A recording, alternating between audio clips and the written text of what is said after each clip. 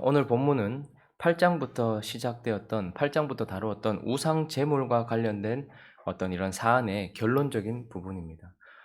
7장부터는 고린도 성도들이 신앙생활하면서 여러 가지 질문들을 가지고 있었고 거기에 대해서 우리가 어떻게 행동해야 됩니까? 라는 그들의 질문에서부터 시작된 답변이었습니다. 7장은 결혼에 관련된 것이었고 8장은 우상의 제물과 관련된 것으로서 오늘 이 장면에서 이제 그 우상의 제물과 관련된 여러 가지 사안들을 결론 짓고 있는 장면입니다.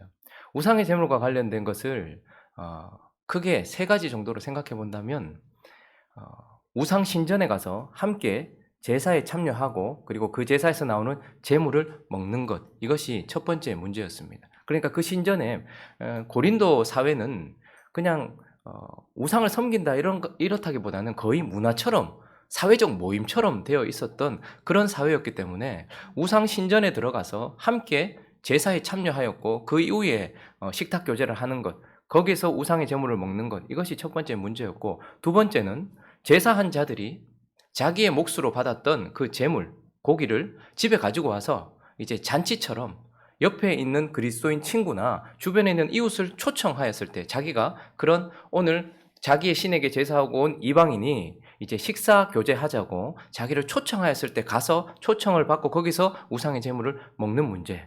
또 하나는 그렇게 예배가 드려지고 나면 잉여 제물들이 있는 것이죠. 그것이 뭐 행정관이거나 그 도시의 높은 사람이거나 아니면 제사장들에게 돌아갔고 그들은 그것이 너무 많아서 시장에다가 어떻게 해요? 유통을 시키는 것입니다. 값을 받고. 그러면 그렇게 제사했던 제물이 시장에서 상인들에 의해서 일반 사람들에게 유통되고 있을 때에 시장에서 그것을 사서 먹을 수 있는가? 시장에서 산 그 고기를 먹을 수 있는가? 이렇게 세 가지 정도가 되어지는 것입니다. 그것에 대하여서 교회 안에는 이런 한 세 가지 정도의 반응이 있었습니다. 우상이 어딨냐? 신은 한 분밖에 없고 모든 것이 다 하나님의 것이다. 아무 상관없다. 거기에 참여해서 고기를 먹어도 상관없고 친구 집에 초청받아서 거기서 고기를 먹어도 상관없고 시장에서 파는 고기를 먹어도 상관없다라고 생각하는 양심이 강하고 믿음이 강한 사람들이 있었는가 하면 또 어떤 부류는 강경파였습니다. 절대 먹어서는 안 된다. 그건 우상에 드려졌던 제물이기 때문에 우리 자신을 더럽힌다라고 말하면서 절대 먹어서는 안 된다라고 하는 양극단으로 나눠져 있었는데 문제는 대부분이 이 사이에서 그 제물을 먹고 그리고 거기에 참여하면서 아무렇지도 않게 생활하는 양심이 강한 그런 사람들을 보면서 자신은 우상의 제물이라고 생각하기도 하고 찝찝하기도 한데도 불구하고 양심을 거스러서 어떻게 하는 거예요? 그들이 우상의 제물을 먹으면서 양심이 약해지기도 하고 더러워지기도 했단 말입니다. 그래서 이런 문제에 대하여서 이제 하나님께서 바울을 통하여 최종적인 결론을 내리시는데, 자, 첫 번째 결론은 무엇인가 하면 오늘 본문 14절 읽어보겠습니다. 14절 시작. 그런즉 내 사랑하는 자들아 우상 숭배하는 일을 피하라. 첫 번째 문제가 뭐였습니까? 우상 신전에서 함께 제사하고 거기서 식탁 교제를 나누는, 거기서 우상 제물을 먹는 것, 이것 금지, 이렇게 지금 바울이 말하고 있는 것입니다. 자, 그런데 두 번째, 세 번째 사안들이 있죠. 25절 한번 읽어볼까요? 25절 시작. 무릇 시장에서 파는 것은 양심을 위하여 묻지 말고 먹으라. 이거는 오케이. 그리고 27절도 한번 읽어보겠습니다. 27절 시작. 불신자 중 누가 너희를 청할 때에 너희가 가고자 하거든 너희 앞에 차려놓은 것은 무엇이든지 양심을 위하여 묻지 말고 먹으라. 그러니까 우상 신전에서 먹는 것은 금지. 그러나 시장에 팔거나 혹은 그리스도인이 아닌 다른 이방인 친구가 초청하여서 그 집에서 그 재물을 먹는 것까지는 오케이, 이렇게 된 것입니다. 자, 그래서 이제 이런 결론, 바울의 답변을 통해서 이 우상의 제물은 그리스도인에게 주어진 자유와 권리를 어떻게 사용할지와 결부되어 있는 것입니다. 그러니 단순히 고기를 먹고 먹지 않고 이런 문제만이 아니라 이 속에는 그리스도인들에게 주어진 자유와 권리를 어떻게 사용해야 될지에 대한 원리가 나오는 것이죠. 그래서 이 답변을 통하여서 이제 최종적으로 우리는 우리에게 주어진 자유와 권리를, 우리 앞에 차려져 있는 우상 제물을 어떻게 누려야 할지 그렇게 결론적으로 살펴보려고 합니다. 그 첫 번째는요, 모든 원리의 첫 번째는 바로 예수 그리스도를 고려하여서 행동해라 라고 우리에게 말씀하고 있습니다. 자, 우리가 14절 다시 한번 읽어볼까요? 14절 시작. 그런즉 내 사랑하는 자들아 우상 숭배하는 일을 피하라. 우상 신전에 들어가서 거기에서 예배하고 거기에서 나온 제물, 그것을 먹는 것은 금지한다라고 말하고 있는데 왜 금지하는가에 대하여서 바울이 이렇게 말하고 있습니다. 자, 15절 보십시오. 나는 지혜 있는 자들에게 말한 것 같이 하노니 너희는 내가 이르는 말을 스스로 한번 생각해봐라 라고 말하면서, 자 16절, 우리가 축복하는 바 축복의 자는 그리스도의 피에 참여함이 아니며 우리가 떼는 떡은 그리스도의 몸에 참여함이 아니냐라고 말하면서 그리스도인들이 지금 성만찬, 하나님께 드리는 예배에 대하여서 말하고 있습니다. 자, 우리가 성만찬을 할 때에 떡을 떼고 잔을 나눈다. 그런데 그때에 어떤 일이 일어나느냐, 우리는 단순히 떡을 먹고 잔을 마시는 것이 아니고 거기에 영으로 참여하고 계시는 예수 그리스도와 연합하고 있는 것이다. 그러므로 우리 눈에는 보이지 않지만 우리 주 예수 그리스도께서 우리의 성만찬의 자리에서 우리와 함께 연합하고 계시는 것 알고 있지? 이렇게 말하고 있는 것입니다. 그리고 17절은 또 이렇게 말하는데요. 떡이 하나요. 많은 우리가 한 몸이니 이는 우리가 다 한 떡에 참여함입니다. 그러니까 우리가 성만찬을 할 때, 우리의 제사를 하나님께 올려드릴 때, 우리가 예배할 때 우리는 하나님과 연합하게 되어지고 또 그 성만찬에 참여한 모든 성도의 교통을 우리가 믿고 우리는 다 하나가 되어진다. 똑같은 원리로 이제 20절까지 한번 넘어가 볼까요? 20절 한번 읽어보겠습니다. 시작. 무릇 이방인이 제사하는 것은 귀신에게 하는 것이요 하나님께 제사하는 것이 아니니 나는 너희가 귀신과 교제하는 자가 되기를 원하지 아니하노라. 자, 우리의 제사, 우리의 예배에, 그 예배 속에서 우리는 하나님과 교제하게 되고 예수 그리스도 영으로 참여하시는 성령 안에서 함께 하시는 하나님과 교제하게 되고, 그리고 그 제사에 함께, 그 예배에, 성만찬에 함께 참여하는 우리가 하나 되듯 그렇게 교제하듯 이방인들이 우상에게 제사할 때에 우상은 아무것도 아니라는 거예요. 그들이 금으로 만들었던, 은으로 만들었던, 나무로 만들었던 거기에 차려놓은 것은 사실 아무것도 아닌데 우상은 없잖아. 하나님 한 분밖에 없잖아, 신은. 그런데 문제는 무엇이냐면 귀신이 그 배후에서 그들의 제사를 받는다는 거. 그래서 그 순간 우리가 하나님과 교제하듯 귀신과 연합하게 되는 그런 일이 일어나기도 되고, 그리고 거기에 참여한 이방인들과 또 하나로 되어지는 그런 일들이 일어나게 된다라는 것입니다. 그래서 나는 너희가 귀신과 교제하고 귀신에게 자기가 알게 모르게 예배하고 있는 그 사람들과 영적으로 하나 되는 것을 나는 기뻐하지 않는다. 그렇기 때문에 그것은 안 된다라고 말하고 있는 것입니다. 신앙의 대수가 꽤 되신 분들, 모태신앙들, 집안이 처음부터 기독교 집안이었던, 처음부터 기독교 집안은 없지만 대수가 이렇게 되시는 분들은 그런 고민을 할 일이 별로 없지만, 저같이 안모태로 태어난 사람들은 집안 전체가 아직까지 예수를 믿지 않는 상황 속에서 예를 들면 이런 제사를 드리는 날이 있습니다. 1년에도 몇 차례 제사가 있고, 우리는 1년을 시작하면서, 한 해를 시작하면서 모든 사람들이 우상 앞에 절하는 설날도 있고 추석도 있어요. 그럴 때에 어떻게 해야 될까 고민이 되기도 하죠. 어린 시절부터 참 많은 고민이었습니다. 그런데 하나님의 말씀에 의한 원리는 무엇입니까? 거기에 참여하지 말라는 것입니다. 저는 제사하는 날 혹은 설날이나 명절 때는 반드시 가지만 제사에는 참여하지 않습니다. 제가 어제도 말씀드렸던 것처럼 이제 비그리스도인보다 우리 집안에 그리스도인들이 더 많아졌어요. 그래서 제사 지낼 때 엎드리는 사람은 한두 명밖에 없고 다 서 있어요. 참여하지 않습니다. 그리고 그러다 보니까 나중에 제가 목사가 되고 나니까 이제 그 제사상을 차려놓고 본인들은 조상들에게 제사를 하죠. 여러분, 조상들이 제사 지낸다고 와서 그 음식을 먹거나 거기에서 우리에게 복을 주는 건 아니라는 걸 우리가 알고 있지 않습니까? 근데 문제는 그들이 그렇게 할 때에 그 배후에 귀신이 와서 그런 것들을 받을 수 있다 이 말입니다. 그렇기 때문에 저는 참여하지 않습니다. 그래서 나중에 제가 목사가 되었을 때는 너는 너의 하나님께 기도해라는 거예요. 그래서 엄청난 배려인 겁니다. 자기들의 그 거룩한 제사에 신이 다른 저를 참여시켜서 너는 너 하나님께 기도해라는 거예요. 너 하나님께 지금 예배해라는 거예요. 그래서 저는 참여하지 않습니다. 그냥 하십시오라고 말합니다. 왜냐하면 그 밥상에 차려놓은 혹은 다른 우상이 무서워서가 아니라 그 순간 그 배후에서 그 예배를 받을 그 귀신들과 연합하는 것이 싫기 때문에 그런 것입니다. 그렇게 제사에 참여하지 않습니다. 자, 그리고 바울이 그 우상 숭배, 우상의 예배에 참여하지 말아야 될 것은 귀신과 교제 때문이기도 하지만 진짜 이유는 바로 21절, 22절인데요. 21절, 22절 시작. 너희가 주의 잔과 귀신의 잔을 겸하여 마시지 못하고 주의 식탁과 귀신의 식탁에 겸하여 참여하지 못하리라. 그러면 우리가 주를 노여워하게 하시겠느냐?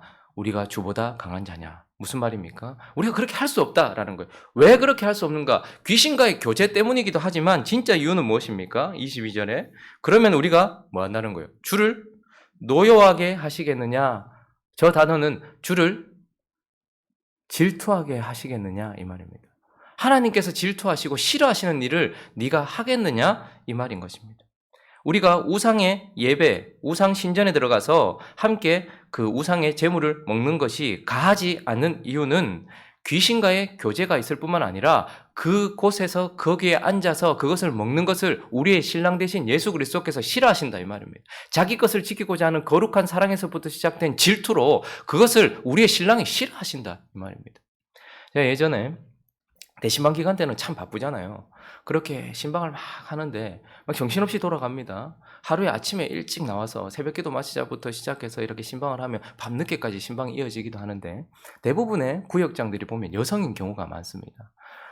그런데 이제 신방을 하다 보니까 시간이 많이 지체됐어요. 또 제가 말이 많은 편 아닙니까? 그래서 30분 안에 끝내고 40분 안에 끝내야 될 신방을 50분, 1시간, 뭐 1시간 10분, 20분 이렇게 넘어가니까 계속 딜레이 되는 거예요. 그래서 구역장의 신방을 제일 마지막으로 돌려놓았습니다. 그래서 원래대로라면 한 7시 반, 8시 정도 되어서 이제 구역장의 신방을 마무리하고 그 구역을 마무리해야 되는데 시간이 많이 가서 한 10시 반쯤 된 거예요. 그래서 이제 마지막에 그 집에 이렇게 가게 된 겁니다. 그랬더니 이제 딱 들어갈 때부터 이게 느낌이란 게 있잖아요. 그 남편 집사님이 표정이 별로 안 좋아요. 쎄한 겁니다. 그래서 내가 너무 늦어서 내일 또 출근도 해야 되는데 너무 늦어서 좀 언짢으신가 보다 싶어서 아유 집사님 제가 너무 늦었죠. 그러니까 예 너무 늦었네요. 그러더라고요. 근데 이제 그분이 마음이 어려웠던 것은 시간이 늦어졌다라는 것보다 계속 이렇게 툭툭 던지는 말들 속에서 지금까지 뭐 했노? 그 부인에게 그런 거예요. 제가 이제 있는데 지금까지 뭐 했노? 그러면서 마지막 질문이 뭐였냐면 둘이만 있었나? 이렇게 묻는 거예요. 그러니까 기분이 안 좋은 거죠. 밤늦게까지 계속 신방을 다니는데 제 차에 계속 타고서 둘이서만 다녔냐 이거죠. 그래서 구역 교구장도 있었고 부교구장도 있었다. 근데 지금 이제 밤이 늦어서 이제 이렇게 온 것이다. 이렇게 하면서 더 이상 진행을 하면 안 되겠다 싶더라고요. 그래서 다음에 다시 신방을 하는 것이 좋겠다 싶었어요. 근데 거기서 이제 또 아내 되시는 집사님은 또 목사님이다. 뭐 이런 얘기를 막 하시는 거예요. 그러면서 신방 다녔지. 뭐 이렇게 얘기하는 거죠. 그러면서 이제 그 아내 되시는 집사님은 저한테 이제 미안해서 죄송하다고 막 그러는데 저 사람이 잘못된 것 같다. 뭐 이런 식으로 얘기하더라고요. 그래서 제가 나중에 그런 얘기를 했어요. 우리가 조심해야 될 것이다. 왜냐하면 우리가 아무 문제 그리고 집사님은 제 스타일이 아니다.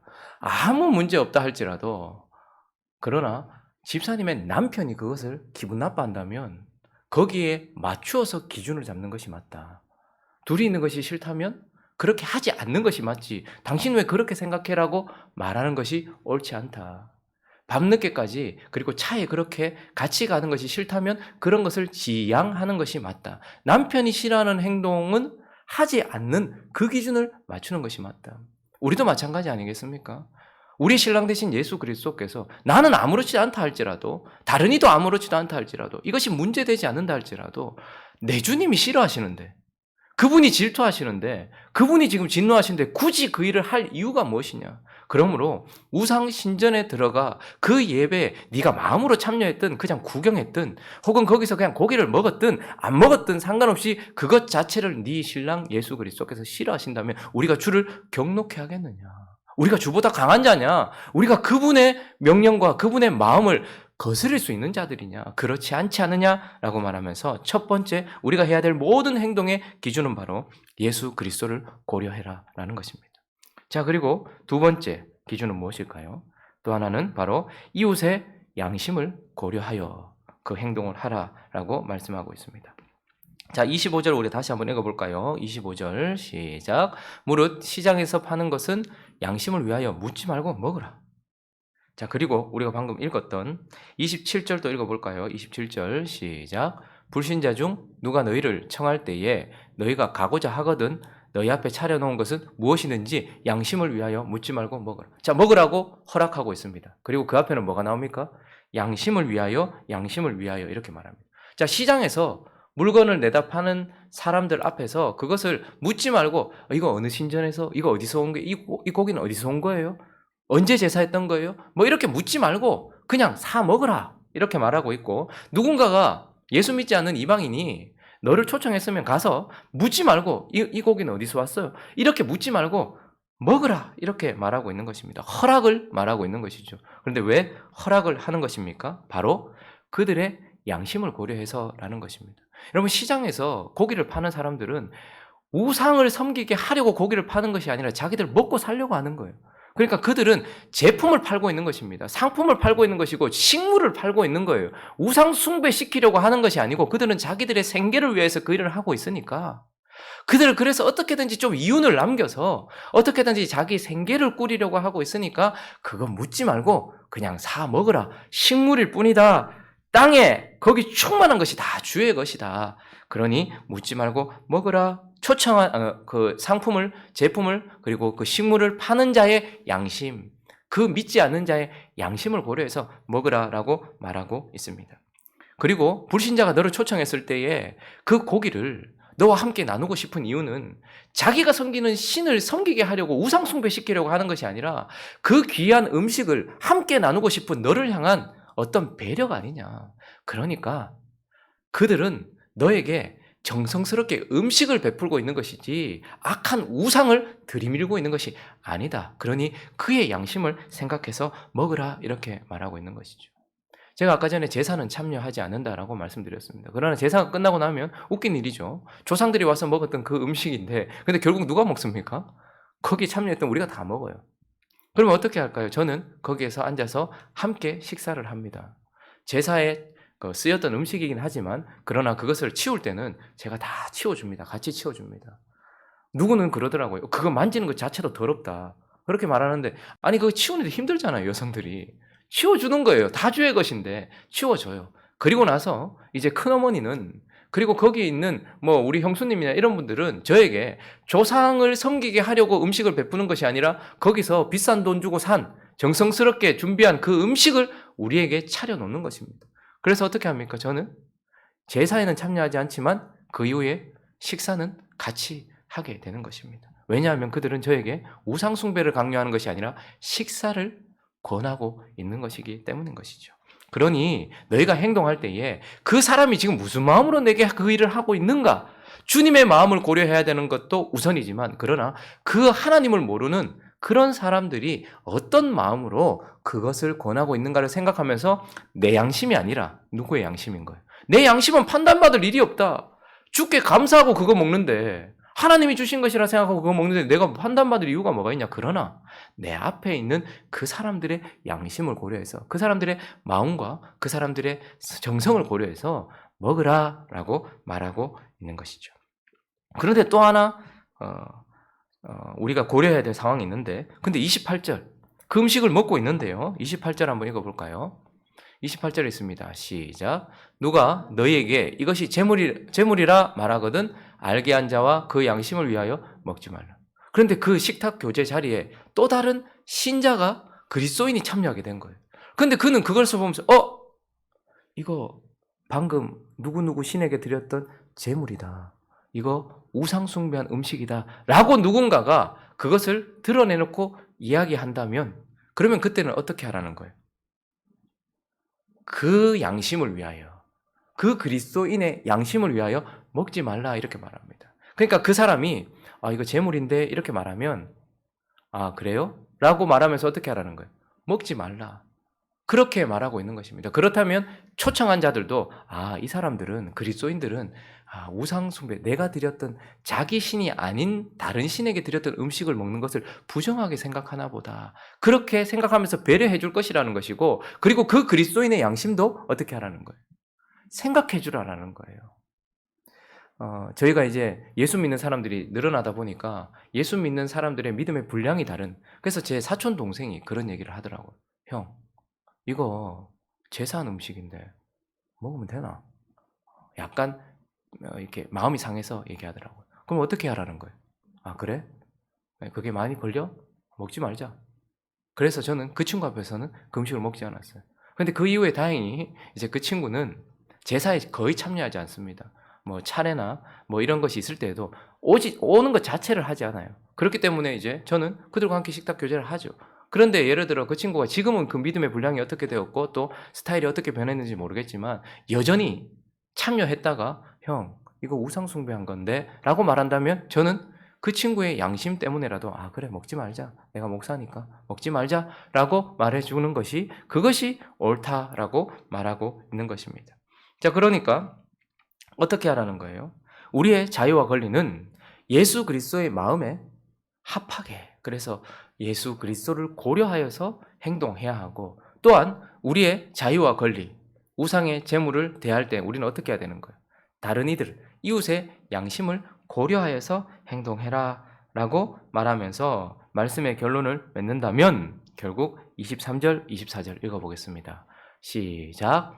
모든 것이 가하나 모든 것이 유익한 것은 아니요 모든 것이 가하나 모든 것이 덕을 세우는 것은 아니니 누구든지 자기의 유익을 구하지 말고 남의 유익을 구하라. 결론은 바로 이것입니다. 우상의 재물을 먹는 것, 우상의 재물과 관련된 것은 우리에게 주어진 자유와 권리를 어떻게 사용하는가라는 영적인 문제와 결부되어 있었습니다. 우리의 일상적인 음식을 먹는 것은 우리의 신앙을 어떻게 세워나가야 되는지와 결부되어 있는 문제라는 말입니다. 그래서 결국 무엇입니까? 다른 타인의 유익, 타인 대신, 타자가 대신 예수 그리스도의 유익과 그리고 타인된 이웃의 유익을 생각하여서 너희는 모든 것이 가하다라는 것만 가지고 있지만 그러나 반만 알고 있는 것이고 다 아는 것이 아니다.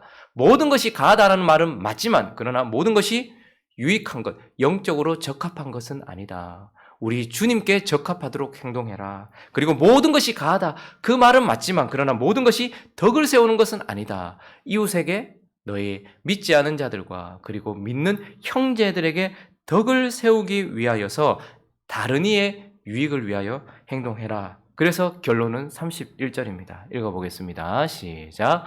그런즉 너희가 먹든지 마시든지 무엇을 하든지 다 하나님의 영광을 위하여 하라. 하나님이신 예수 그리스도를 위하여 행동하고 그분이 사랑하신 성도들을 위하여 행동하고 그분이 지으신 피조물 된 사람들, 우리 주변에 있는 이웃들을 위하여 하나님의 영광을 위하여 행하라 라고 말씀하시는 그분 앞에 우리가 거룩을 유지할 뿐만 아니라 그리고 사랑도 유지하는 그래서 하나님 앞에 거룩한 삶, 사랑의 삶 살아가는 저와 여러분 되시기를 예수 그리스도 이름으로 축원합니다. 같이 한번 기도하겠습니다. 예수 믿고 구원받는 것은 하나님께 달려있는 것이지만 예수 믿고 구원받은 삶을 살아가는 것은 참 많은 것을 요합니다.